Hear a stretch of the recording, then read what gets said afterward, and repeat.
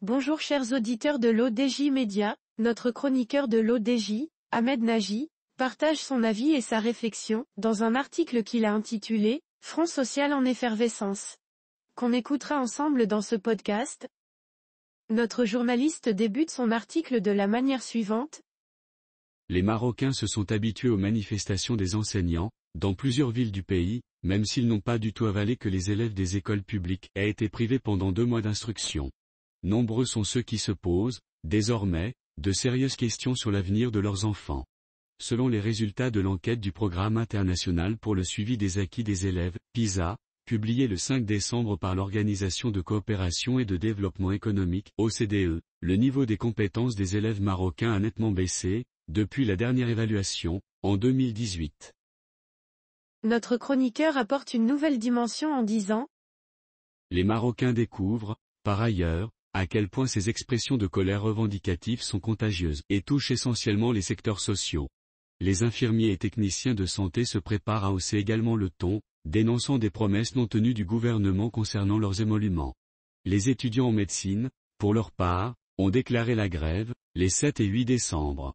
Le motif en est le retard, considéré comme injustifié, dans la publication du cahier des charges pédagogiques relatif à la 6e année d'études en médecine, devenue la dernière depuis la réduction de la durée de formation. Si les futurs médecins n'ont pas une idée claire de ce qu'ils devraient apprendre, au terme de leur cursus de formation, il vaut mieux ne pas tomber malade. Sauf que pour rester en bonne santé, il faut pouvoir se nourrir correctement, ce qui devient de moins en moins évident pour les classes sociales moyennes et défavorisées.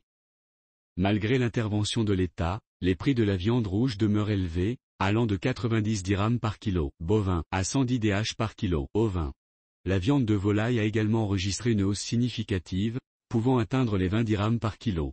Les professionnels du secteur ne prévoient un retour à des prix plus abordables qu'à partir de février ou de mars 2024.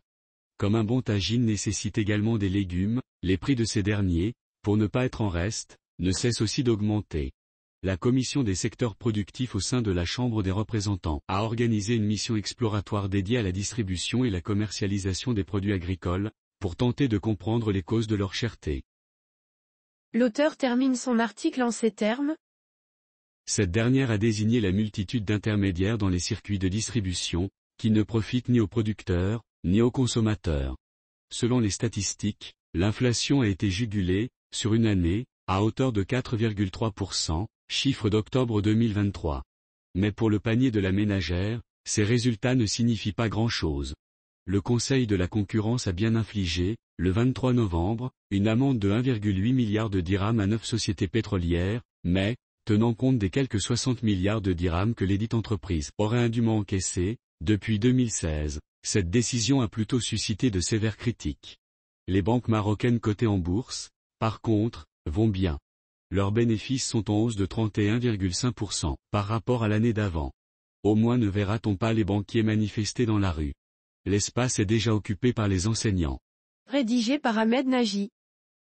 Merci d'avoir écouté ce podcast de l'ODJ Média. N'hésitez surtout pas à nous suivre sur nos réseaux sociaux, Instagram, Facebook, TikTok, LinkedIn et Twitter.